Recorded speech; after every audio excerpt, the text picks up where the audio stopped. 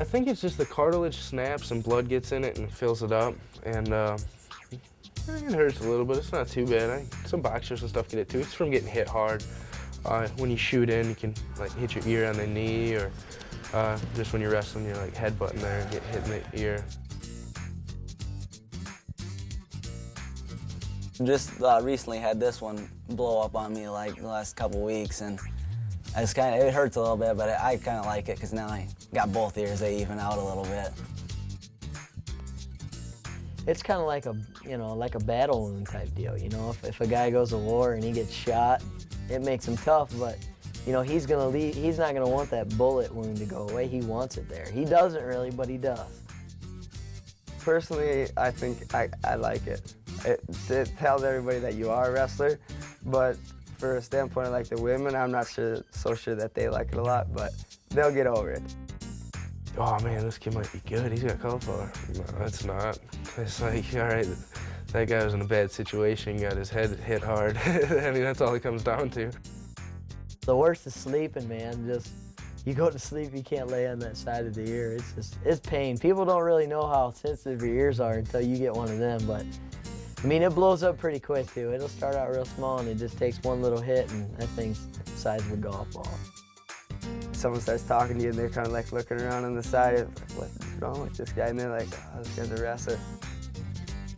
Walking around somewhere alone and some guy looks at you, he thinks about picking a fight with you, and all of a sudden he looks at your ears and he kind of walks the other way. It's pretty nice. There's a few guys that wear their headgear, but they're always getting crap for wearing it, so we just tell them they're sissies. Let's go, get a partner, start drilling. About 5-10 minutes drilling on your own. Joe Russell used to be the baddest dude around. He was one of the top wrestlers in the nation when he was in high school. Won the junior nationals, won the Espoir nationals, which is 20 and under nationals, and is ranked on the senior level, and placed 4th in the senior nationals, 3rd in the senior world team trials. Kind of having a magic year, kind of things were going great. Flip out, that's when they scoot around the corner on you. He was riding on the back of a motorcycle, kind of flipped, and the peg went in the back of his head. Lost actually half a cup of brain matter. My whole left side was paralyzed, and trying to learn how to get that to work again and get back to where I could wrestle was a pretty big hurdle. A lot of coaches called at first to kind of see where I was at, and once they figured out, I could hardly walk and, those kind of things, and most coaches backed off. There was a guy in Minnesota who was stupid enough to recruit me, Jay Robinson. He'd come to practice every day for 4 years when he was trying out for the team. Every day he'd come in with the same attitude. And I asked him one time, I said, Joe, I said, how can you do it? I mean, it fascinates me to see someone like that.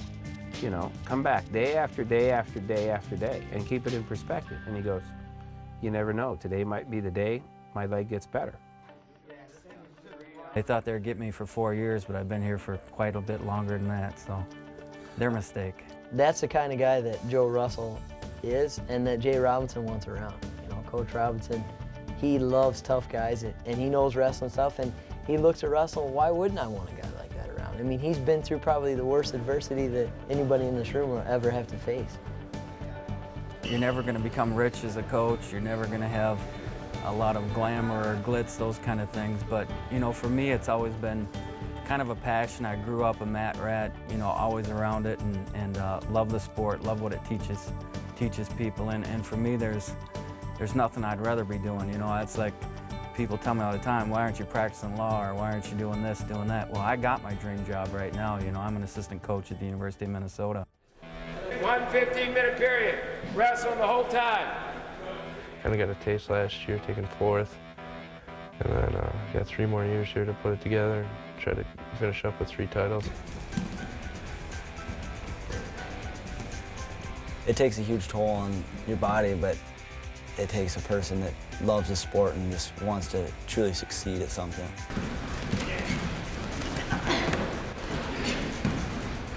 One of the best sayings that I like to use from Coach Robinson is probably just giving 1% better each day. Because it's hard to come in and give 110% at whatever percent you can give. it's hard to come in and give that every day. You know, there's going to be days where you don't feel good. Just come in, give 1% better than you did the last day, you know, and you're going to get to your goals.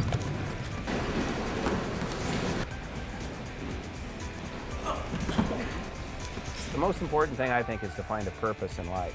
Purpose will bring you passion, and passion will bring you pride, and pride brings you perspective. You know, and it sounds kind of corny, but you work through this process. You know, a lot of kids have no idea where they're going. They need to get into something and they need to find something, because when they find something and they feel good about themselves, they grow and they do different things in their life.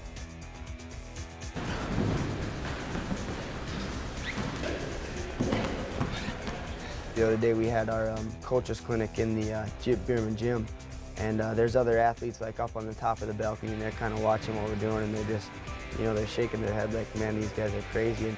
And that's got to make a person feel good, just because it sets you a little bit higher than the average person, and that's what I think is unique about our sport. We're just a little bit different.